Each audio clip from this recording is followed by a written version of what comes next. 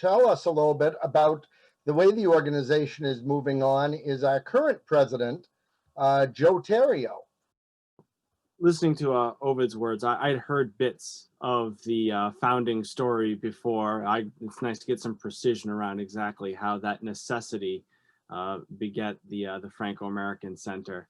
Before I think about the future, I wanted to put a little bit of color on what has come to this point, because I think it's very interesting to think about the vision that he mentioned that Paul Paré had, that it was more than just a Franco-American institution that was for all Francophiles. And I think one of the more interesting and moving things that we've done in recent years has been acting to welcome immigrants in the way that we wished our grandparents and great-grandparents had been in recent years, with activities with relocation groups, and also of our own initiative to help especially French-speaking immigrants acclimate to our communities.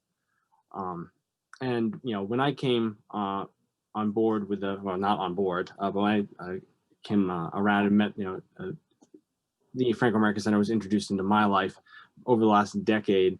The building was pretty central, but over the course of the last 10 years, that has become less the case. And I think that that's kind of fitting, because even though we never got that moment to evict the ACA like Ovid kind of hoped to, as we moved on to how the building was just not as important as to what we actually were and did. Over the 10 years that I've been involved, I've seen the vision of what the Franco-American Centre really is what it is for the community.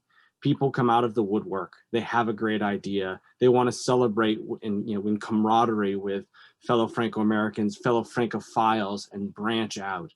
Whether it's fancy wine dinners or huge festivals about French fries, whether it's music or movies or talking groups.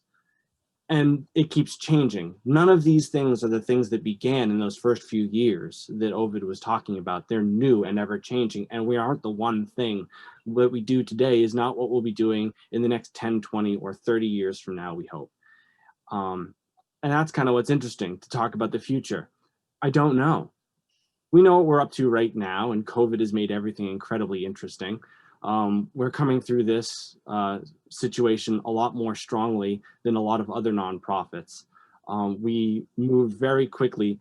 Thank you very much to John and Kate Harrington for making it possible for us to transition our schooling first and foremost into a virtual environment. But that's just today. What goes on in the next few years is going to be what new people we bring on board. The people we're getting interested through things like Puts and Fest, the people who have their interest in their heritage activated through other parts of the community, like Jesse's podcast, and they look for other ways to reach out, and they discover us, and they find out that we are a vehicle for their creativity to express their French identity.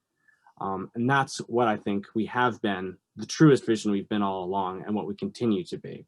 So I don't know what the future holds, especially sitting in 2020. But if you were prepared and have a glass, I would like to make a toast to continuing for the next 30 years to respect our past, celebrate our present, and build our future. To the Franco-American Centre and the community. Salut.